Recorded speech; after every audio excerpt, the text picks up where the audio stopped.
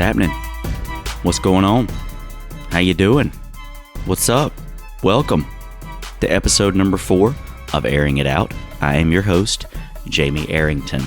If you've never listened to this show before, basically, I'm here to talk with athletes and entertainers and others involved in sports about their journey, what they've gone through, get them to tell us their stories, where they are now, and what they're up to next. So, in the spirit of those things, last week's episode was terrific. If you missed it, go back and check it out. We had comedian Chris Frangiola, who you may have seen on Chelsea lately, talked about growing up in New York, being a Mets fan, the move to LA, and he also talked a little bit about why they didn't have too many athletes on Chelsea lately. Great conversation. So, I'm trying to mix it up, trying to have some athletes, trying to have some people who worked in sports, some entertainers, just get different perspectives. Even if it's a fan's perspective, I want to get different perspectives and keep it interesting for you guys. So, I hope you keep enjoying it.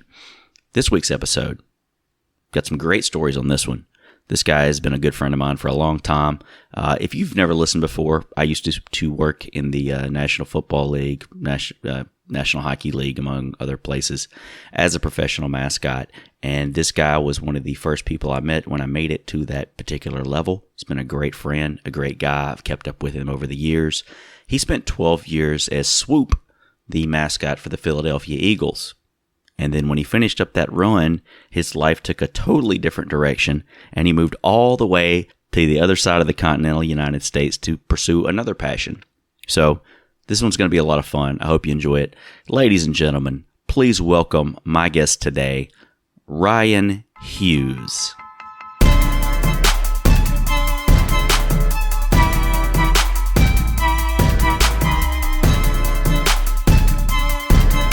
All right, we are here with Ryan Hughes. How you doing, Ryan? I'm great, Jamie. You? Good catching up, man. Thanks for coming on the show. Hey, thanks for having me. I guess I'm a podcast celebrity worthy, and I appreciate it. I didn't know I was, and now that I know that I am, I can hopefully my head will fit through the door tonight when I try to get in. That's awesome. My ego needs a stroke every once in a while. Your real head or your prosthetic head? I don't know anymore. These days, I don't know. Who knows? Which one's real, which one's fake? I don't even know. Well, a little backstory. Where are you from, and where did you grow up? So I spent most of my time just outside of Baltimore, Maryland. And that's kind of where I may have saw the first mascot where I said, hey, that's kind of a cool gig. I really like that. The Oriole bird. In Baltimore, and he's really loved down there. And I don't know, maybe it was always in the back of my mind. And then got to go to the University of Delaware. Just happened to find myself in a university that prided itself on such a great mascot program. And I don't know, that's where it all began. And who would have thought dressing up like a bird would have made life so much fun? Well, to do what you ended up doing, you kind of either had to have an interest in sports or you had to be a furry. So, did you have any interest in sports growing up? I did, and being that I wasn't good enough to play it or smart enough to make the people who can play it more money, I figured that hiding my face was the best thing to do, especially because I can run into walls like the best of it and make people laugh. What was the process like to get to be UD at Delaware? Actually, there was. I just happened to be walking in the freshman hall, and there was just a sheet that says, "Hey, do you want to try out? Want to have a great excuse to miss class? Come try out for UD." And I said, "You know what? I bet you I could do that." And it was simply just show up at one of the gyms one afternoon, and it happened to be about 40 people that showed up. And basically you just waited, and eventually it was your turn in the costume, and they said, all right, here you go. You're going to perform in front of the University of Delaware cheerleaders. There was no structure for the first few minutes. It was just more improv. And then eventually they put you in situations where it's like, okay, Yudi, someone's coming up to you and they know who you are and they're trying to say your real name, and you try to play those off, and then you have the good old prop section where they give you a prop. And what always was running through my mind that whole time was, I should just be, I don't know, high energy, fall a lot, and I don't make a fool of myself. And I guess it worked. They hired me and then two other freshmen at the time to take over the program because I think a good friend in the mascot world that people know, Robert Bodwin, Mr. Clutch there in Houston, was leaving for Houston to be Clutch. So, that's, 20-something years ago at this point. So they just needed somebody to fill in his shoes. Well, and that's something a lot of people don't know about the University of Delaware. I mean, it's not like a Power 5 school, but pound for pound, you guys may have one of the strongest mascot traditions in the country. So many have gone on to the National Football League, to the NBA, and Major League Baseball. That's right. Yeah. So Robert was first at the Rockets. Then, of course, me at the Philadelphia Eagles. The guy who replaced me owns his own character and worked with the original Philly fanatic, Dave Raymond. So Chris Bruce. Then the person that followed him went to the Baltimore Ravens. The person that followed him went to a AAA baseball team in Nevada. The person that followed him went to the Washington Capitals. The person that followed him went to the Washington Nationals. And then the person that finally replaced me at the Philadelphia Eagles. So we have about 9-10 guys, something or other. But, we put pride. The alumni, we would come back and we would help. And we would always keep the program going. And that was something we took pride in even after we had left and graduated. I don't know. We're just a little small community that we wanted to keep seeing UD grow, being from a small school, that we knew that would help. Didn't Dave Raymond attend Delaware?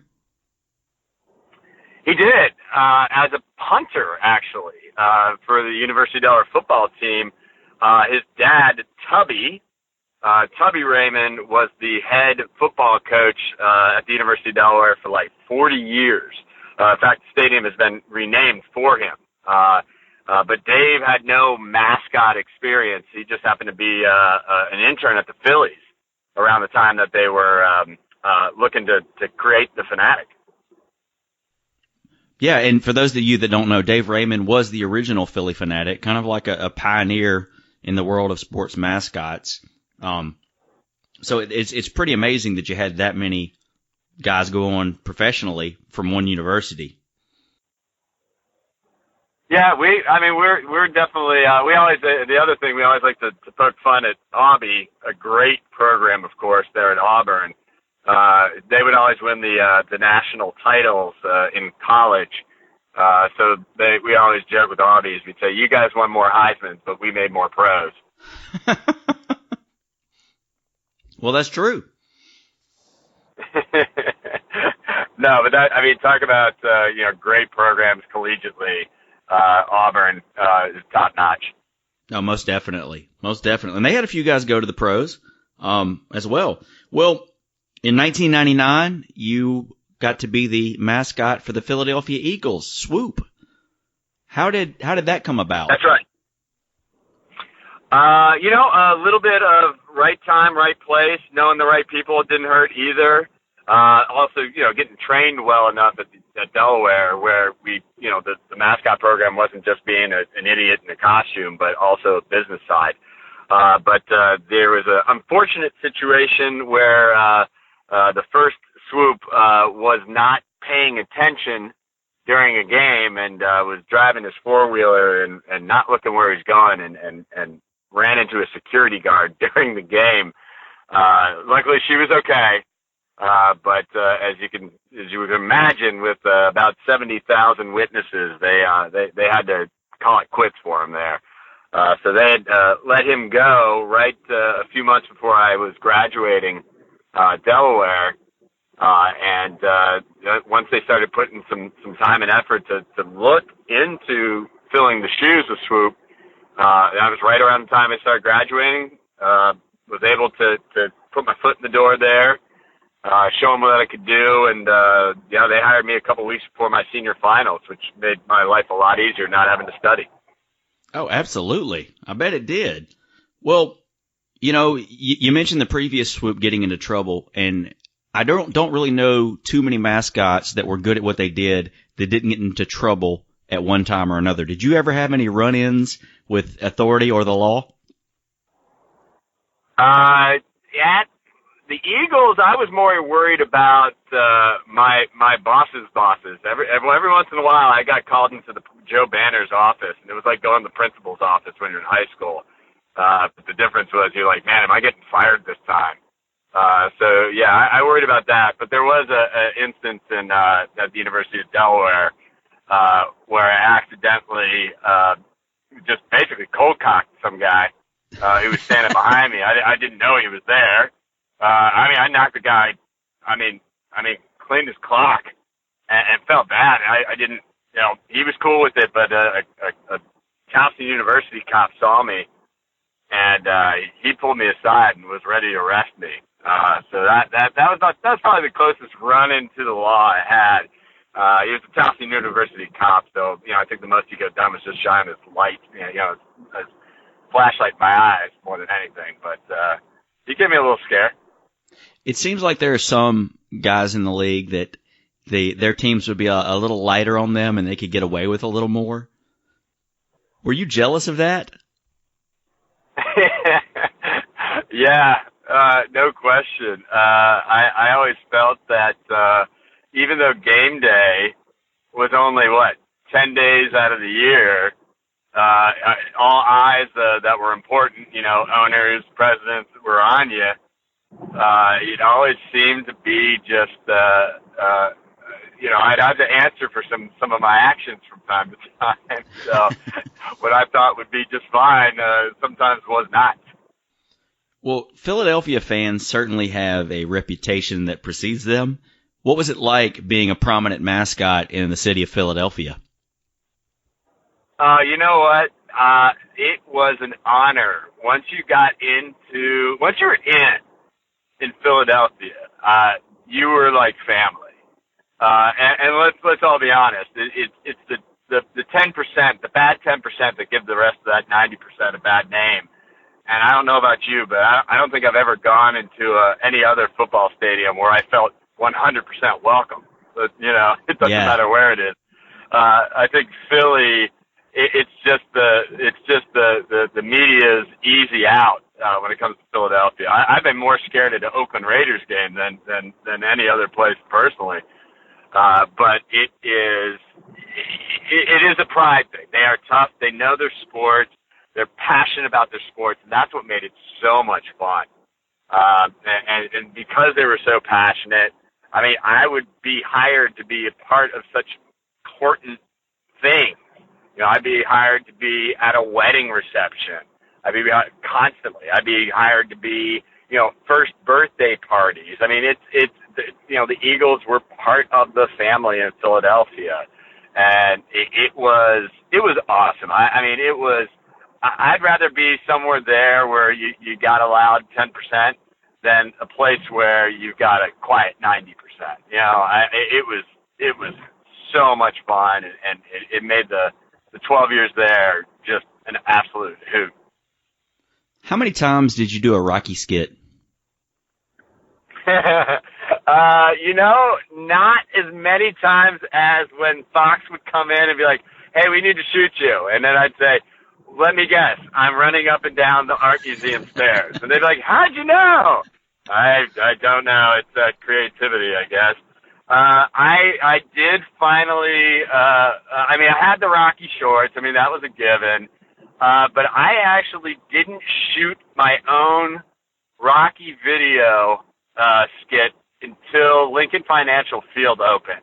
And that was my 5th season with the Eagles. So I did wait.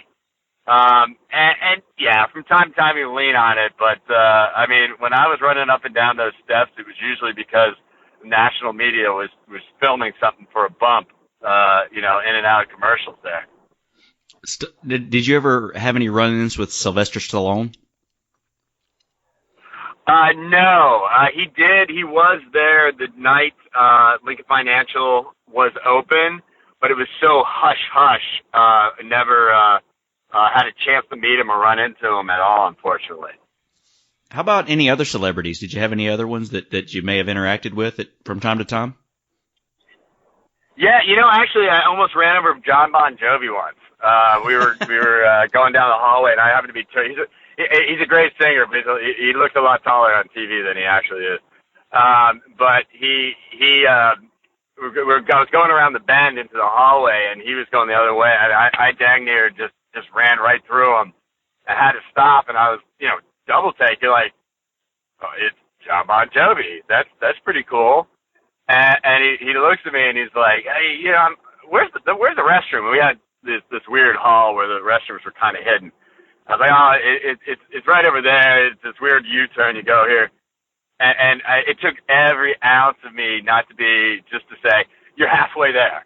You're good. But I didn't know if he'd just come right at me. It'd be like a mascot be hearing, is it hot in there? I'm sure he's heard that 1,000 times. So that, Tommy Davidson, Super Bowl year, it was, celebrities left and right. So you just find yourself just sitting there, face to face with Tommy Davidson and just shooting the what with him. And it was always, you never know. I ran into LeBron James when we were still in high school. An 18-year-old kid. He was a man back. 18 years old. Like, how can you be that big as an 18-year-old dude? What the heck, man? So yeah, you definitely dealt with celebrities. You shoot some commercials. I did a commercial shoot with Drew Carey once to help promote a show after I think it was showing right before Monday Night Football. Yeah. So cool dude too. I think it's you find yourself doing it almost to the point where it's just normal, right? Oh, right. Didn't you do another commercial? I seem to remember something like for maybe the NFL where was there a laundry commercial or something? Yeah, NFL Shop. Yeah, so the NFL Shop, when they were launching it online, they had basically the premise was it's now easier to get your favorite, team's gear. And it had a guy in a kangaroo costume with a pinned up, badly drawn eagle head and just said Eagles. And he was using his pouch and stealing all the jerseys from after a game. And I guess the punchline is I came in and was like, what the heck, man? Who are you? And then, of course, there's that awkward silence in the locker room going, uh-oh, what do we have here? And Lito Shepherd and Sheldon Brown were in that. They're like, when do we get a new mascot, man? So, yeah, the NFL Shop, I filmed that. And actually, the funny story on that is the director kept telling me I was overacting. And I looked at him, and I said, I'm a effing mascot. Of course I'm overacting. That's what I'm supposed to do, bro. That's what it's going to be. We don't want a limp noodle here, man. It's a mascot. The mascot overacts. The end. You spent 12 years with the Eagles. What kind of relationships and interactions did you have with the players? Our players are great. Donovan he's such a joker. Jeremiah Trotter, our linebacker, he would, if we were in any social situation, he would come out of nowhere and just suplex me. We would have Todd Pinkston. Yeah. Our boy here, Todd Pinkston. Solid guy. I did charity events for Donovan in Chicago. I did some in Florida for Javon Curse, who would fly out and do events for him. We had a good group of guys. They were just some super, some guys were flamboyant, but most of them were really cool and real humble. And it was definitely a family feel. It was awesome. Loved them. Now, most of the people out there, they're not really familiar with the day-to-day activities of a professional mascot. They just see game day and they think that's it. What goes on day-to-day with an NFL mascot? Well, yeah, and mine was predominantly doing appearances, managing those appearances, setting up those appearances. My lot of people don't also realize that, most of the mascots are out doing 300-400 appearances a year. The game days were always just kind of secondary, being that you were, part of the game, but the game was the game. No one was there going, I can't wait to see Swoop. That's why I'm coming to a football game. Maybe a couple kids, but I don't think anybody, true football fans, were like, I can't wait to see Swoop. They wanted to see the hitting. But most of that was, setting up, just scheduling appearances, and setting expectations. Of course, the costume maintenance. I'm sure, Jamie, you were a pretty good sewer by the time you were done too, huh? Oh, I was. In fact, yes. my wife looks at clothes. My wife gives me clothes now. It's like, here, you sew it. I don't know what I'm doing. So yeah, I mean, there's a lot of cleaning, a lot of sewing. But it's not a 9 to 5 gig, so it's not like you're punching the clock at 9 o'clock and then it's 5 o'clock. It's time to go. 9 to 5 was actually unheard of. So it was it was more about just kind of getting things set up for the next appearance or there's something set up for the next game. Travel that we did, but getting some sleep while you're at it too, because basically Thursday through Sunday there's no such thing. No, not at all, not at all. And we met back in 2003 at that first game that you mentioned at Lincoln Financial, and you flew. You had a couple of local mascots, then you flew in a couple of mascots and had a mascot football game against a Pee Wee football team, and that's something that you coordinated yourself. Yeah, we said, hey, I wonder what people would think if grown men in animal costumes took on 10-year-olds in full tackle football.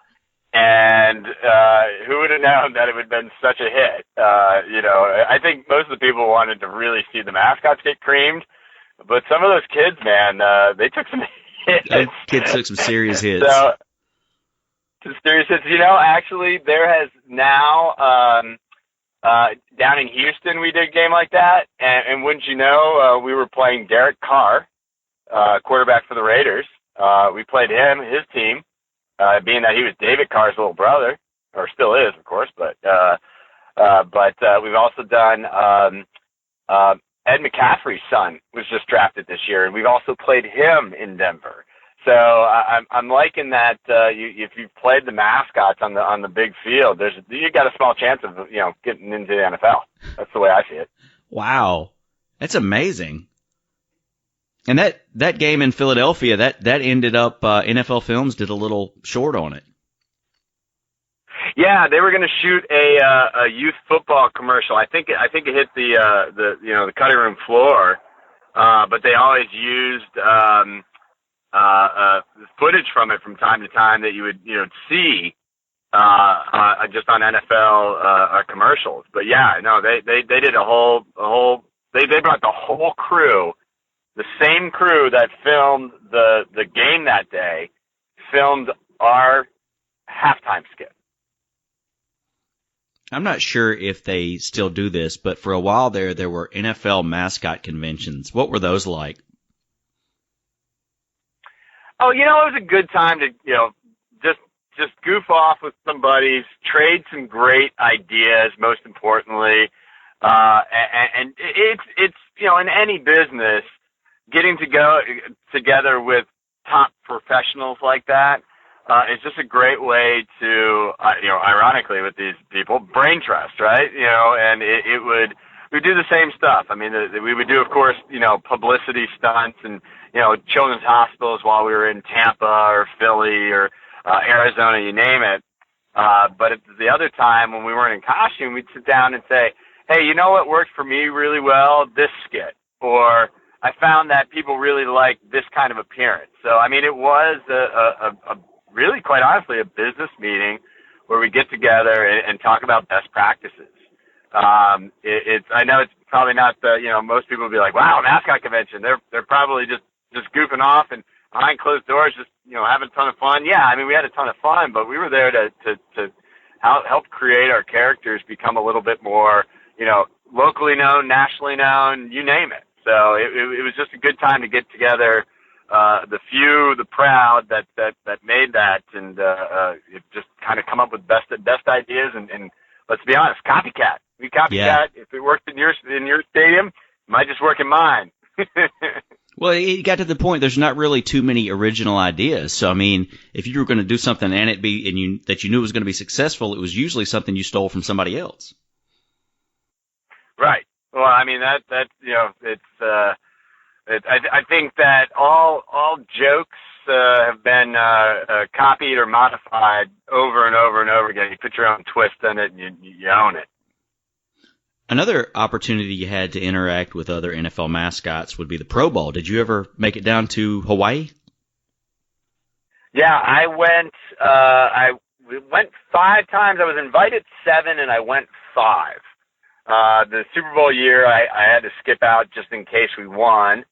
I was needed more in Philly, and then went to Hong Kong for the Chinese New Year parade instead of the Pro Bowl one year. But that was always such a fun time. It was almost like a convention. But we were burning the midnight on the candle on both sides. I think you're in Hawaii on the NFL's dime, so it's like, well, I get enough sleep on the plane ride home. It seems to be the theme. Well, what was Hong Kong like? Hot. Surprisingly hot. It is. I don't know. I don't know what I envisioned, but we were there in January, February. But where it is almost Mediterranean, so it was actually really stinking humid. And we had to do the New Year's parade, and I think the parade had been at least 2-3 miles, and they had we walked it, so that's one of the few times where, there was 10 of us or so, and we, by the end, we still had to walk another, quarter mile to get where our, costume, our regular clothes were. I think we just started like, heck, man, it's too hot. And a bunch of mascots were finally just breaking character and taking off their heads. And they're like, it's Hong Kong. Nobody's going to know. It's too hot. Well, it was before, this whole social media thing, that crazy kids did. Well, in 2005, you got to live out the dream, and you got to go to the Super Bowl. What was the whole Super Bowl experience like for you? Exactly what you would imagine. I mean, like you said, the dream come true. Being part of the team, it was a VIP experience wherever you went. We got to stay at, that's the famous golf course. I can't think where they got the island, on the 17. What? Sawgrass? We got to stay at Sawgrass. I got to actually try to attempt to hit the green, which, that right there is probably a whole bunch of people's lifeline dream. There I am just getting to goof off and try to, hit the green. And just, it's media everywhere. It's just absolutely amazing. And then you get to the game, and it's 2-3 deep with cameras. I was standing next to a photographer from Australia the whole game. And they, the NFL was like, this is your spot. Don't move. And you're like, that's great. I don't have to actually work. I've got a sideline ticket. Perfect. That's great. So it just was, the glitz, the glamour, the celebrities. I did a dance off with Will.i.am. I feel like I won. He feels like he is. We're still up to date on that. Fergie's pretty hot, so the Black Eyed Peas were there, as you can say, up on your end, and it was just amazing. Jacksonville, the city itself, I don't know how prepared they were. They were sold out of food before the game even started. They actually had a pipe burst in the lower level. So if you go back to the game, the Super Bowl XXXIX, the Eagles versus the Patriots, you'll see that I'm they introduced the Patriots, and then the Eagles were technically the home team that year. So they introduced the Eagles, but it was so much loud smoke and everything was going on that I was so focused on the field general saying go go go that we didn't even realize that there wasn't a team behind me. So if you go back and look at the footage, here I am running. They introduced the Philadelphia Eagles, and it's just Swoop.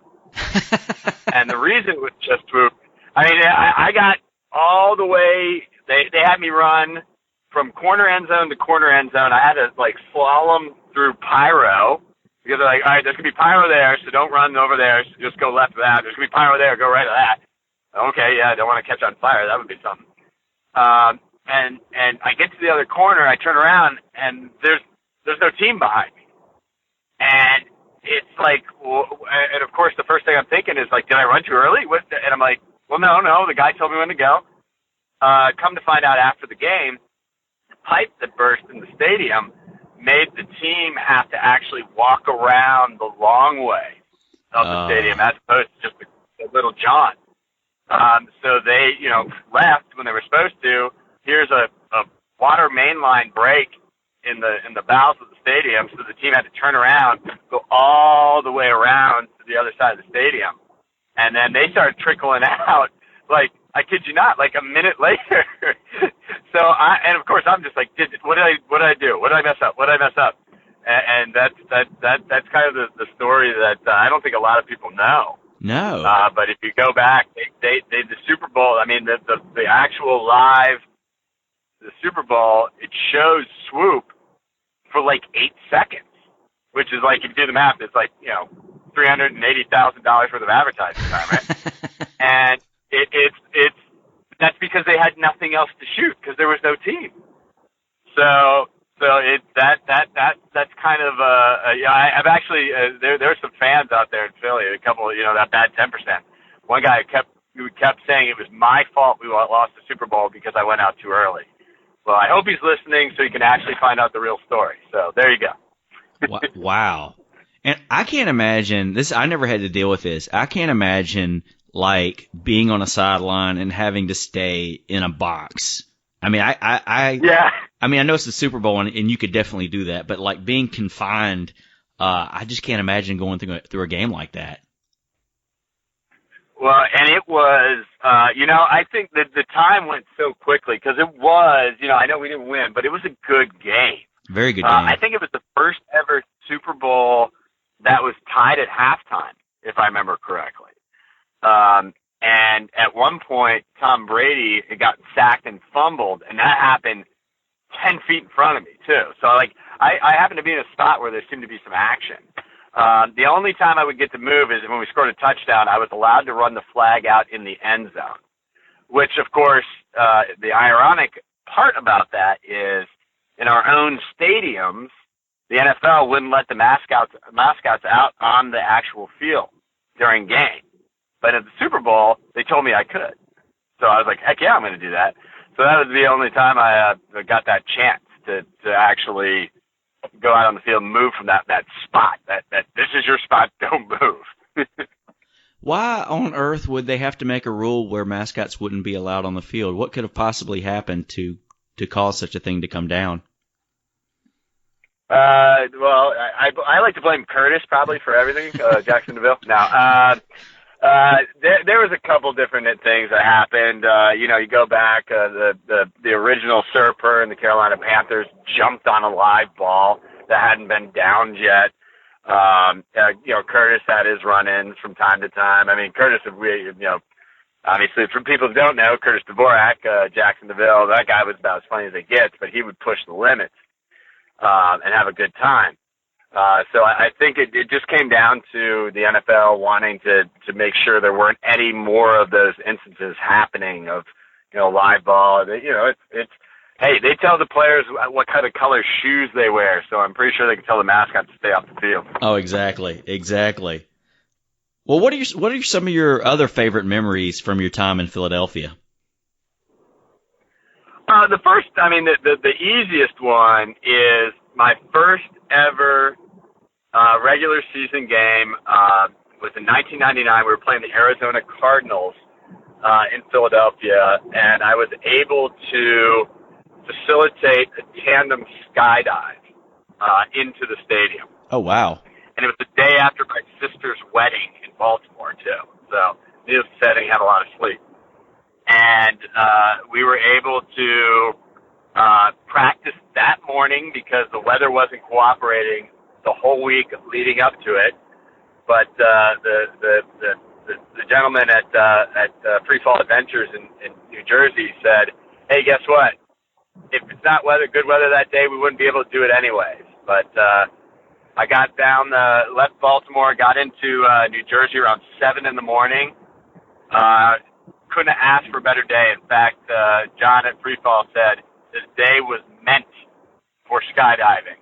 It was about 75 degrees, not a cloud in the sky. So we did a first jump without the head just to see how the wind resistance would be. Then we did the second jump with the head on. And then the third jump was actually into Veterans Stadium. And this all happened within a few hours. I probably landed, 12:49-ish, give or take, right before 1 o'clock, before kickoff. So I did 3 jumps all within a couple hours, and it was an absolutely amazing experience. And we had one heck of a crash landing. Thank God it was 23 and a lot more limber. Oh my goodness. I can't imagine doing it once, much less 3 times in the same day. Well, I luckily I had a guy who was I was tandem with who had over 10,000 jumps in his career, so I only had to go for the ride. Well, you hung up I don't know what you call it. You hung up the fur. I don't know how you say it. Hung up the wing. Hung up the wings, man. Hung up the wings. I like that. We'll roll with that. Was it tough making the transition out of the league? It was time. I wanted to do it because as a mascot, your schedule is so different month to month, week to week, and during the football season, you didn't have a life. My wife and I had our first baby girl in 2010, and that's when you start, thinking about, this is fun, but can I still keep doing this and working opposite schedules? My wife was in banking, Monday through Friday, 9 to 5, and before kids, no big deal. But once you have you add the next person, it's like, it's not about me anymore. I want to be able to give her a little bit more family life. So that made that decision a little bit easier. I mean, I dressed up as a type of bird for almost 20 years at that point. Getting up every once in a while in the mornings, your neck hurt, and you're like, I wouldn't miss that. So I do find it's getting easier each season. But man, do I get homesick every kickoff of a new season. That's the only time I really miss it. Then I start thinking about how many appearances and how much your body would hurt, and think about how much more that would hurt as turning 40 here in October. So I doubt those bruises go away any quicker. Well, your career took a different path after that, and I know what you're doing now, but tell everybody else, what possessed you to pack up the family and move all the way across the country to California? Well, it's weather doesn't suck in Napa, that's for sure. I mean, it's about 75, 80 degrees and no humidity 70% of the year. So that was one good thing. But I fell in love with wine pretty early, actually, while I was still working for the Eagles. I was probably 22, 23 when the whole aha moment of wine happened. So the whole time that I was Swoop, I just started honing in more my palate about wine and getting to know wine. And we like to say explore wine because it's a lot classier than drinking a lot of wine. So I explored a lot of wine. And I just knew at some point the exit strategy of being a professional idiot was going to be wine. I just didn't know what capacity. And my wife and I would visit out here in Napa once, sometimes twice a year. We'd always look at each other and say, "This is God's country, man. Why don't we live here? This is stunning." So 2011, just said, this is it. Let's try it. It's now or never. It just figured if I'm going to get into the wine business, I might as well go where, world-class wine is made. And that's what we did. We picked up, moved with an 11-month-old baby girl, drugged the hell out of the cat so he would take the plane ride with us, and here we are 5 years later. That's amazing. What is your job now? What are you doing now? I sell direct to a consumer, a collector of wine. So I get to know their palates, what kinds of wines they like, and then I recommend wines that I think they want in their cellar. Wines, of course, we make, but we make a good selection of things in different countries. The Spire Collection is what we are. We own wines, vineyards and wineries in 5 different countries. So, of course, we have Napa Cabernet because it's in our backyard. But I can fill up somebody's cellar just with the wines we make. And it's getting to learn somebody's palate.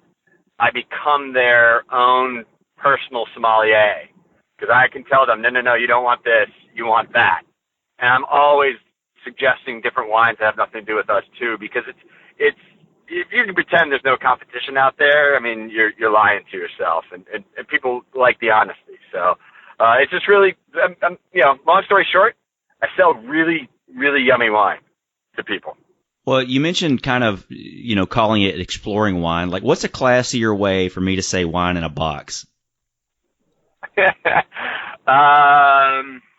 You drink your wine, wine cubed. I don't know. I have to work on this one. Let me think. I don't square my wine. I cube it.